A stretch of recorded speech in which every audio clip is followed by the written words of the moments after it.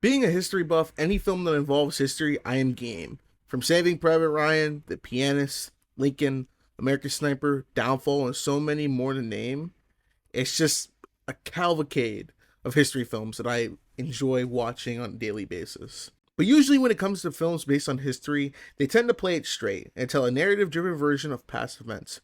Very little comedy and just straight facts. That is something director Armando Iannucci said, "Nah, it'll be fine," when he made the 2017 film, The Death of Stalin. Don't miss The Death of Stalin. It's the funniest film of the year. I took Germany. I think I can take a flesh lump in a waistcoat. It's a hilarious comedy masterpiece, The Death of Stalin. Based on the French graphic novel La Mort de Staline, which is English for The Death of Stalin, written by Fabian Nury, the film follows the death of Soviet Union leader Joseph Stalin and the subsequent power struggle within the Soviet leadership. So, with that plot, there is real-world history that is being told with this film. But unlike other history films, like I mentioned before, this is a black satirical comedy film through and through. And to be honest, it makes the film even better. The elements that I enjoyed in this film would be the humor, the cast and the performances, and the writing. First off, the comedy in the film is fantastic. The way it's able to handle history and tell an engaging story, all while having moments of great comedy, is very impressive. It's a good example of satire done right. Also, a lot of the humor is dry and it's hilarious. I love it. And that can lead to the cast and the performances.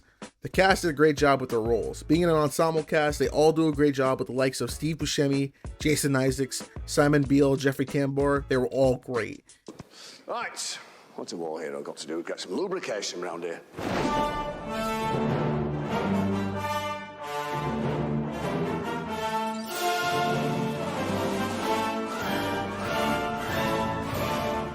And I think another added bonus with The Death of Stalin is that they told them, hey, just speak like you usually do. Use your natural accents. Don't do a Russian accent. And that actually makes it much better than them trying to do a fake Russian accent. And I think that makes the film even more better with it being a satire, with them being based on historical figures that were Russian, but they just speak in their native accent. And I think that's just perfect.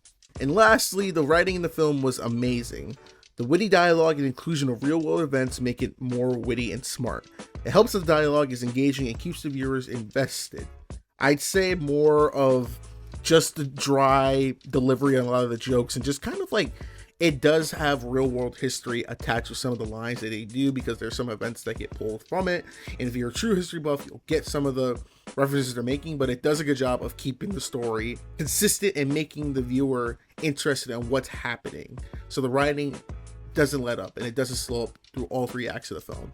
If there's one knock I'll say with The Death of Stalin is that the way they portrayed the timeline of events after Stalin's death. So if you were to research the real history that the film is telling, you will see that a lot of the events in the film took place in the span of months or even days in the film, but in actuality, the events of Stalin's death and what we see at the end of the movie takes place within not just days, just months and years.